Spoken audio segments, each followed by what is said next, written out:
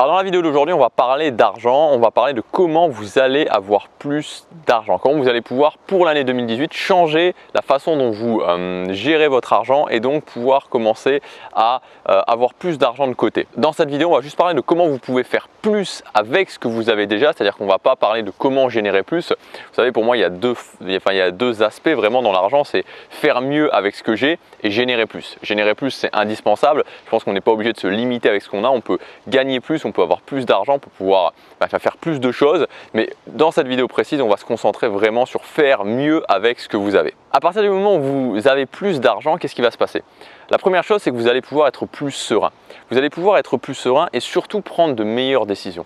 Parce que quand on est en manque d'argent, quand à la fin du mois, il ne nous reste pas grand-chose sur notre compte, quand à la fin du mois, des fois, on est en négatif sur notre compte, ce qui se passe, c'est qu'on va prendre des décisions court terme. On va privilégier le court terme forcément parce qu'on y est obligé. On n'a pas le choix, on n'a pas d'argent, donc on doit privilégier les décisions court terme. À partir du moment où on commence à avoir plus d'argent, on peut commencer à se projeter un peu plus loin, on peut être plus serein sur le présent et donc prendre des décisions qui vont être plus orientées long terme et donc de meilleures décisions. Donc la première chose, c'est ça, c'est être serein et pouvoir prendre des décisions qui vont être plus efficaces parce qu'on peut se projeter plus. On n'est plus obligé de passer d'un incendie à l'autre, d'éteindre un incendie puis d'éteindre un autre incendie parce qu'on manque d'argent. On peut se projeter plus loin. La deuxième chose, c'est qu'on va pouvoir investir dans des projets qui ont vraiment de l'importance pour nous. Vous savez, il y a beaucoup de gens qui font un travail qu'ils n'aiment pas et qui au final, l'argent qu'ils ont le dépensent pour continuer à avoir ce mode de vie-là, c'est-à-dire qu'ils sont à zéro, ils sont en pure balance, ni positif ni négatif et continuent à vivre un mode de vie qui ne leur convient pas vraiment, un travail qui ne leur convient pas vraiment,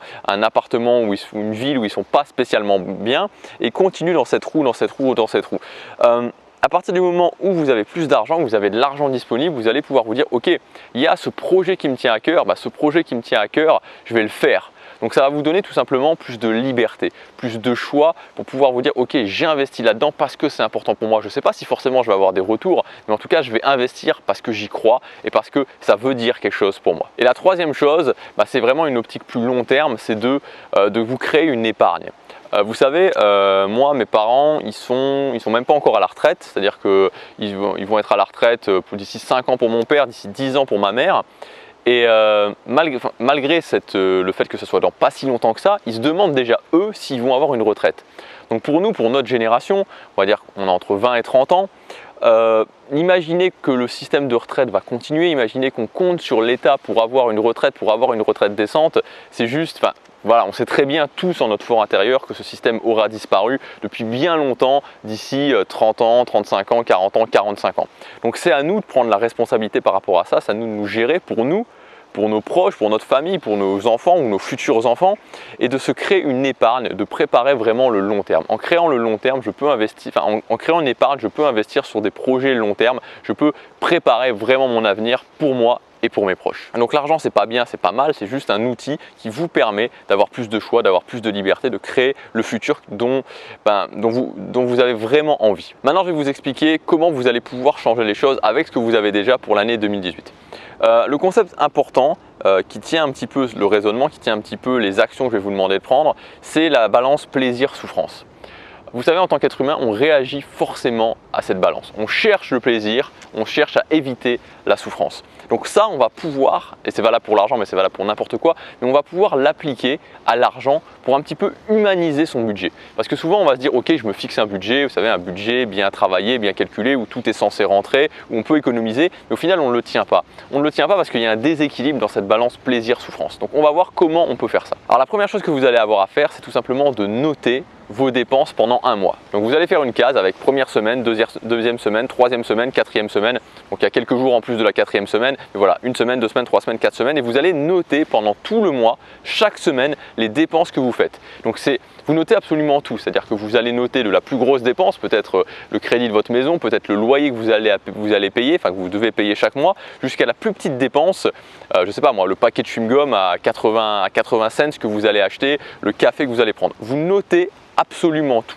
C'est la première chose à faire. C'est simple, c'est très simple. Je sais que beaucoup de gens qui vont regarder cette vidéo ne vont pas le faire, mais vraiment, si vous voulez améliorer votre situation financière pour l'année prochaine, faites ça.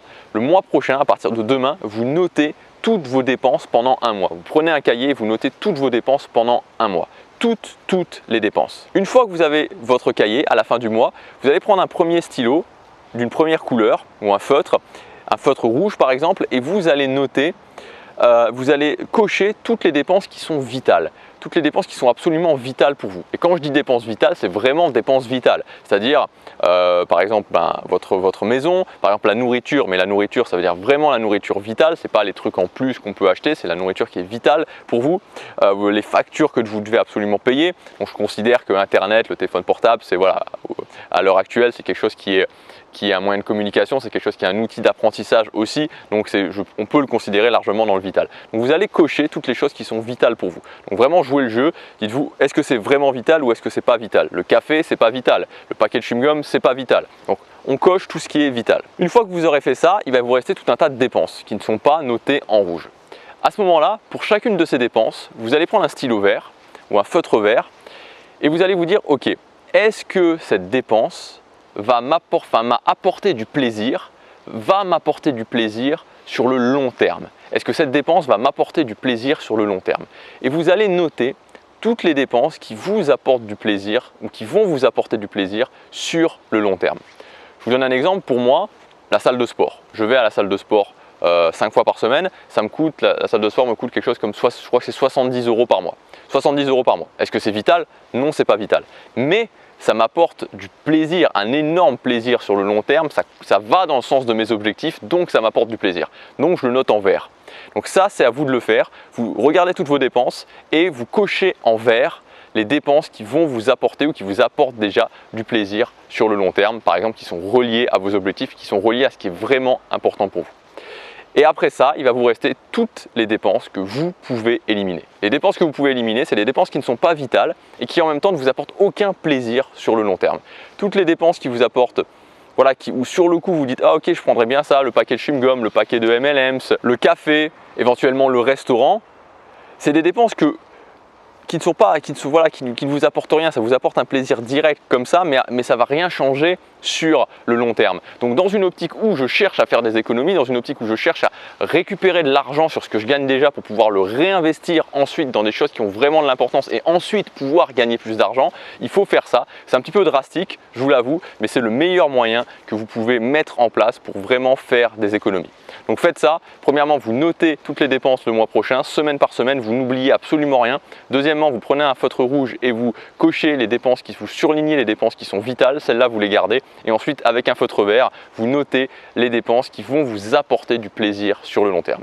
Les rouges, les vertes, vous les gardez, tout le reste, vous éliminez. Donc voilà pour cette vidéo, c'est un exercice concret à faire, faites-le, c'est pas très compliqué. C'est toujours bien aussi de noter les choses tout simplement pour prendre conscience. Souvent, on a l'impression qu'on sait ce qu'on dépense, on a l'impression qu'on sait ce qu'on mange, on a l'impression qu'on sait ce qu'on fait exactement dans la journée, mais quand on prend le temps juste de le noter, on s'aperçoit qu'il y a un décalage qui est parfois énorme entre ce qu'on croit faire, ce qu'on croit dépenser, ce qu'on croit manger et ce qui se passe réellement. Donc faites ça. Si vous voulez aller plus loin, vous pouvez télécharger en cliquant sur l'image qui doit apparaître quelque part juste par ici, ma fiche pratique de 7 habitudes fondation à intégrer dans votre vie. Donc les habitudes fondation, c'est quoi? C'est des habitudes que lorsque vous allez les mettre en place, elles vont avoir un impact dans énormément de domaines dans votre vie. Comme par exemple le fait de manger plus sain, ça va avoir un impact sur votre santé, ça va avoir un impact sur votre énergie, ça va avoir un impact sur votre bien-être.